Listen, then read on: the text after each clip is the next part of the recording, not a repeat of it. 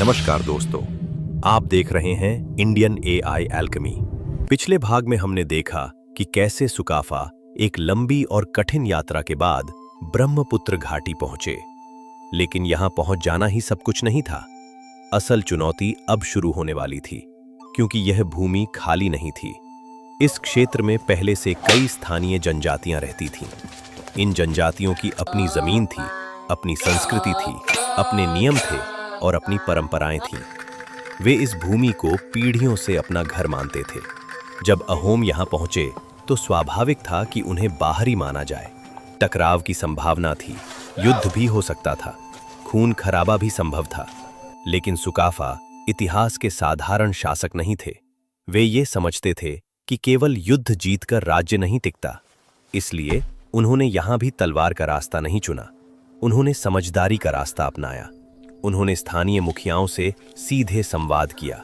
उन्होंने उनकी बातें सुनी, उनकी परंपराओं को समझा और सम्मान दिया। इतिहास बताता है कि कई मामलों में विवाहों के जरिए सामाजिक और राजनीतिक रिश्ते मजबूत किए गए। इससे स्थानीय लोगों को यह महसूस हुआ कि अहोम उन पर शासन करने नहीं, बल्कि उनके साथ राज्य बनाने आए हैं। धीरे धीरे कई जनजातियां अहोम समाज का हिस्सा बनने लगीं। इस पूरी प्रक्रिया को इतिहास में अहोमीकरण कहा जाता है। इसका अर्थ था कि अलग अलग समुदाय अपनी पहचान बनाए रखते हुए एक बड़े समाज का हिस्सा बन रहे थे। यह प्रक्रिया धीमी थी, लेकिन बहुत मजबूत थी। अब बात करते हैं राज्य की नींव की। अहोमों ने खेती को राज्य की सबसे बड़ी ताकत बनाया। घने जंगलों को धीरे धीरे साफ किया गया। दलदली और बेकार पड़ी जमीन को खेती योग्य बनाया गया। गीली धान की खेती यहाँ बड़े पैमाने पर शुरू हुई। इससे खाने की उपलब्धता बढ़ी, भूखमरी कम हुई और लोग स्थायी रूप से बसने लगे। जैसे जैसे खेती बढ़ी, वैसे वैसे राज्य की आर्थिक शक्ति भी बढ़ने लगी। राज्य को ठीक से चलाने के लिए एक विशेष शासन प्रणाली बनाई गई।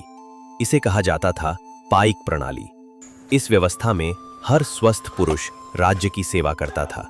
कोई सेना में शामिल होता था, कोई किले और चौकियां बनाता था, कोई सड़क और तालाब बनाने का काम करता था। इसके बदले उसे खेती के लिए जमीन दी जाती थी। इस प्रणाली ने राज्य को मजबूत बनाया। इससे राजा पर पूरा बोझ नहीं पड़ा और समाज में बराबरी की भावना बनी रही। समय के साथ अहोम शासक स्थानीय परंपराओं से जुड़ते चले गए। उन्होंने हिंदू धर्म अपनाया। असमिया भाषा प्रशासन और दरबार की मुख्य भाषा बन गई। अब अहोम सिर्फ प्रवासी नहीं थे, वे असम की सबसे शक्तिशाली राजनीतिक और सैन्य ताकत बन चुके थे। लेकिन जैसे जैसे अहोम साम्राज्य मजबूत हुआ, वैसे वैसे बड़ी शक्तियों की नजर इस क्षेत्र पर पड़ने लगी और अब उत्तर पूर्व भारत की ओर एक विशाल साम्राज्य धीरे धीरे आगे बढ़ रहा था, मुगल साम्राज्य। अगले भाग में हम जानेंगे कि अहोमों ने मुगलों का सामना कैसे किया और कैसे कुछ निर्णायक युद्धों ने भारत के इतिहास की दिशा हमेशा के लिए बदल दी। अगर आपको यह कहानी पसंद आई हो तो वीडियो को लाइक जरूर कीजिए। ऐसी ही इतिहास से जुड़ी रोचक और सच्ची कहानियों के लिए हमारे चैनल इंडियन एआई एल्केमी को सब्सक्राइब करना मत भूलिए। वीडियो को अपने दोस्तों के साथ शेयर कीजिए ताकि ये कहानियां और लोगों तक पहुंच सकें। देखिए पार्ट 3 केवल इंडियन एआई एल्केमी पर।